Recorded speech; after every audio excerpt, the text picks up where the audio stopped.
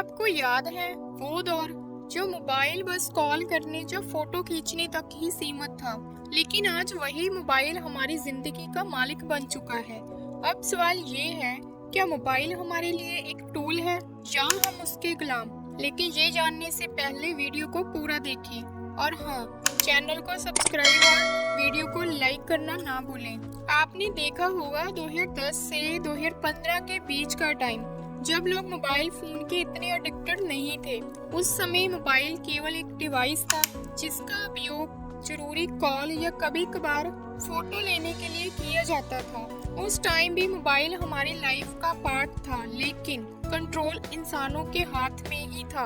अगर आप सोचें तो हमारी जिंदगी में मोबाइल और इंटरनेट का असली तूफान तब आया जब 2009 के आसपास जियो लॉन्च हुआ और लोगों को लगभग फ्री इंटरनेट मिलने लगा। उससे पहले इंटरनेट बहुत महंगा था और लोग सोच समझकर ही इस्तेमाल करते थे, लेकिन अचानक डाटा इतना सस्ता हो गया कि हर किसी के हाथ में इंटरनेट पहुंच गया। उसी दौर में चाइनीज मोबाइल भी मार्केट में तेजी से आने लगे, वो भी सस्ते दाम पर और ढेर सारे फीचर्स के साथ। लोगों को लगा ये तो कमाल की चीज है कि सब कुछ एक पॉकेट में आ चुका है। पर धीरे धीरे यही टेक्नोलॉजी हमारी पर्सनल लाइफ में आ गई, जैसे फोटो लेना, गाने सुनना, चैट करना। लेकिन ये यहीं तक नहीं रुका और फिर देखते देखते यही टेक्नोलॉजी हमारी प्रोफेशनल लाइफ में भी आ चुकी थी। काम हो, बिजनेस हो, हर जगह स्क्रीन और इंटरनेट का इस्तेमाल होने लगा। फिर आया एक बदलाव जो दुनिया ने पहली बार देखा, 2020 का लॉकडाउन। 2020 में कोरोना और लॉकडाउन ने दुनिया में बड़ा बदलाव लाया। स्कूल और खेल के मैदान बंद हो चुके थे और हम सब घरों के अंदर सिमट गए। शुरुआत में सबको लगा कि चलो थोड़ा ब्रेक मिल गया है, सब फैमिली के साथ टाइम स्पेंड करेंगे। लेकिन हुआ इसका उल्टा। धीरे धीरे मोबाइल ने अपने असली रंग दिखाना शुरू किया, क्योंकि ऑनलाइन क्लासेस के बहाने मोबाइल एक ज़रूरत बन गया। क्लासेस खत्म होने के बाद वही मोबाइल गेम, मनोरंजन और सोशल लाइफ का नया जरिया बन गया।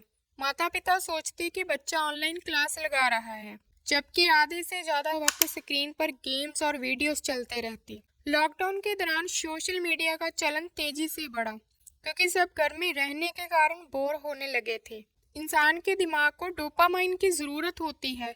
सोशल मीडिया पर वीडियो देखकर सबके दिमाग में ये डोपामाइन रिलीज होने लगती है, लेकिन ये किसी को नहीं पता कि शॉर्ट वीडियोस बार बार देखने से दिमाग का संतुलन बदल जाता है, जिससे समय और भी तेजी से बीतता हुआ लगता है।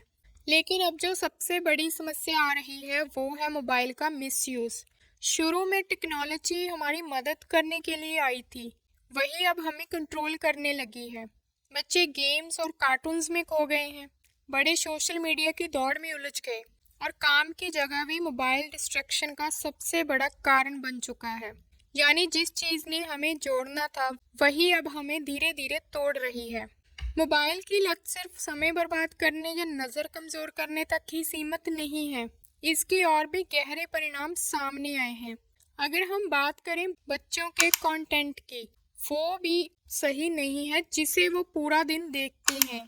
अगर हम बात करें आजकल के बच्चों के लिए बनाए गए कार्टून जैसे कोकोमेलन, इन्हें यूं ही नहीं बनाया जाता। ये वैज्ञानिक रूप से इस तरह डिजाइन किए जाते हैं कि बच्चा इन्हें देखते देखते आदी हो जाए। तेज और चमकीले रंग, कानों को पकड़ लेने वाला संगीत और हर 2-3 सेकंड में बदलते हुए विजुअल्स, ये सब मिलकर बच्चे के दिमाग को लगातार उत्तेजित करते रहते हैं। नतीजा ये होता है कि बच्चा लंबे समय तक ध्यान केंद्रित नहीं कर पाता। यानी स्क्रीन का जादू धीरे धीरे उनके बचपन की मासूमियत छीन लेता है। हम अक्सर देखते हैं कि आजकल शारीरिक खेल खत्म होने से मोटापा, आंखों की समस्या और लाइफस्टाइल से जुड़ी बीमारियां आजकल के बच्चों में आम हो चुकी हैं। जबकि अगर बच्चे प्रतिदिन आधे घंटे भी घर से बाहर खेलते हैं तो आंखों की रोशनी अच्छी बनी रहती है। हर दिन 2 घंटे बाहर खेलने और स्क्रीन टाइम कम करने से चश्मे की जरूरत को टाला जा सकता है। स्क्रीन की लत से डोपामाइन डिस्टर्ब होता है, जिससे बच्चों में चिंता, तनाव और डिप्रेशन बढ़ रहा है। आप लोगों ने देखा होगा कि आजकल क्रिएटिविटी लेवल भी बिल्कुल खत्म हो रहा है, क्योंकि हम कल्पना किताबों से ज्यादा रील्स और शॉर्ट्स के 30 सेकंड्स में खोजने लगे हैं। आज घर का हर सदस्य अपने फोन में व्यस्त है। फैमिली डिनर टेबल पर पहले बातें होती थी, अब स्क्रीन स्क्रॉलिंग होती है, जिससे रिश्तों में गर्माहट कम हो चुकी है। जब माता पिता काम में बिजी रहते हैं तो बच्चा चुपचाप आईपैड लेकर दूसरे कमरे में चला जाता है। धीरे धीरे ये आदत उसके सोशल और इमोशनल हेल्थ पर असर डालती है। लेकिन ये सब यहीं तक सीमित नहीं है।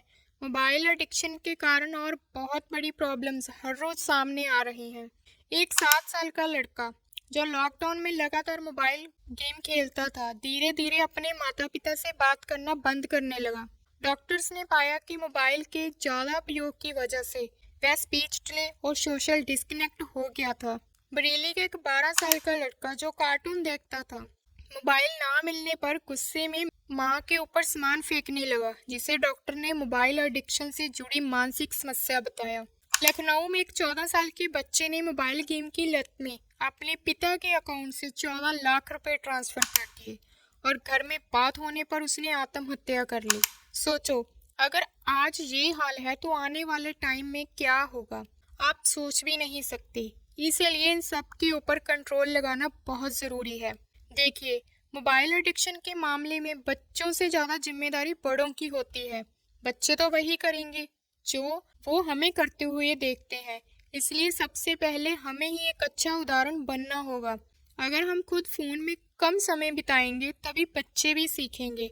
अक्सर हम सुविधा के लिए, जब बच्चों को चुप कराने के लिए या उन्हें खाना खिलाने के लिए हम उन्हें मोबाइल थमा देते हैं। ये तो हर घर की कहानी है, लेकिन यही आदत आगे चलकर समस्या बनती है। घर के बाकी सदस्यों को भी समझना जरूरी है कि बच्चों को स्क्रीन देने के नुकसान कितने बड़े हैं। फिर कुछ नियम भी बनाने जरूरी हैं, जैसे 2 साल से छोटे बच्चे को बिल्कुल स्क्रीन ना देना और 5 साल तक कोशिश करना कि उन्हें फ़ोन की ज़रूरत ही ना पड़े। घर में कुछ जगहों को स्क्रीन फ्री जोन बना सकते हैं, जैसे बेडरूम और डाइनिंग टेबल, ताकि परिवार के साथ वक्त बिताते हुए कोई स्क्रीन बीच में ना आए। बच्चों को बाहर खेलने के लिए प्रोत्साहित करें और उन्हें क्रिएटिव एक्टिविटीज़ में लगाएं, जैसे ब्लॉक्स, पजल्स, गेम्स, किताबें या फिर कैरम जैसे गेम खेलने के लिए उन्हें उत्साहित करें। और हाँ, बड़ों के लिए भी ज़रूरी है कि थोड़ा नया सीखें, सोशल मीडिया से दूरी बनाएं और प्रकृति के करीब जाएं। जब हम खुद माइंडफुल होकर वर्तमान में जीना सीखेंगे तो बच्चे भी यही सीखेंगे और असली ज़िंदगी उन्हें स्क्रीन से कहीं ज़्यादा खूबसूरत लगेगी।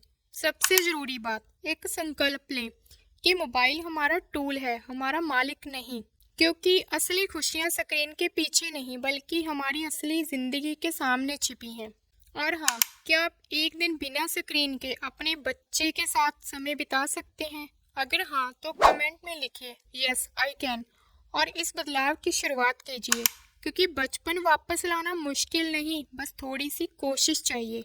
अगर आपको ये वीडियो हेल्पफुल लगा हो तो चैनल को सब्सक्राइब जरूर करें।